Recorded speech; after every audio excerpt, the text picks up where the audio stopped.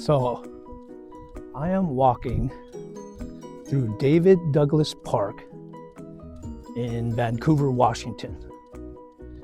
And probably for the locals, they know that this place has had a couple of murders that occurred here.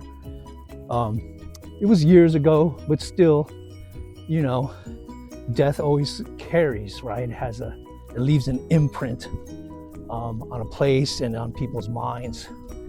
And, you know, for some of you, it might beg the question, why would I want to go walk through a park like that?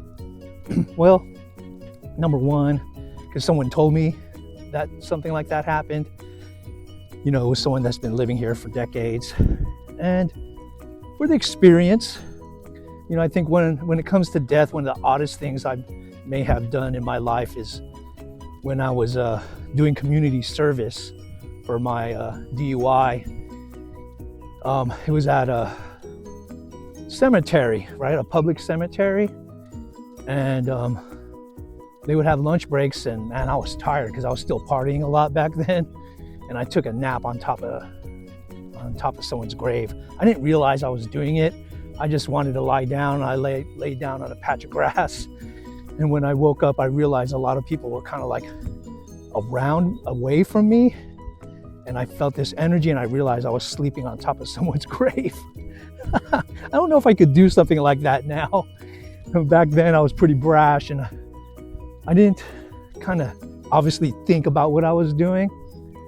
But the reason I'm sharing this and coming through this park and sharing these experiences with you is that I heard a phrase recently that made me think about one of the things that I'm always trying to develop and share with you as well is mental alchemy. So I've talked about developing a trans perspective, and I've shared about why I read through the 7 areas of life reading experience is because I'm trying to develop a perspective that's just not stuck in one way of viewing life and viewing the world. I want a perspective that's broad and varied. Like, I'll give you a perfect example. Like, I was reading 2 different books today. One is about aging, called Borrowed Time, and the other book is about records, called Vinyl Freak. And both of them used a phrase in their book that caught my attention. They said, it boggles the mind. And I thought, oh, this is interesting. You know, 2 different genres, you know, 2 different worldviews, but they used a similar phrase.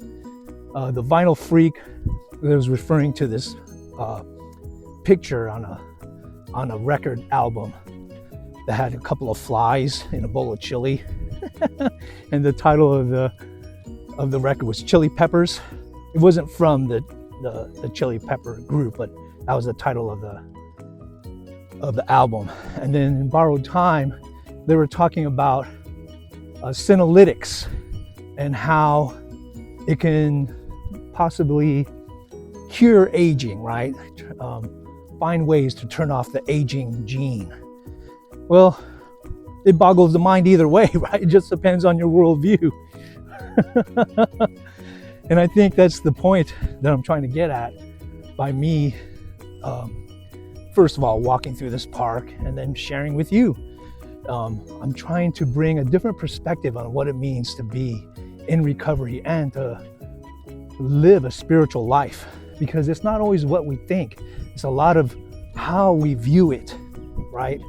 And then we have to be mindful of the people that we interact with, because I was reminded recently that in every kind of group, every kind of faith community, if you will, there's always going to be an extremist. There's always going to be someone or a group of people that act in ways that can make you uncomfortable if you're not familiar with what's going on. So it was a good reminder to me that, you know, in some ways my worldview and approach to thinking and believing is kind of extreme. Because, you know, I spend a lot of time reading from different areas of life and, you know, trying to reshape my perspective, or how I describe it, refine it. So if that's helpful to you, we'll talk more about mental alchemy and how that might benefit you.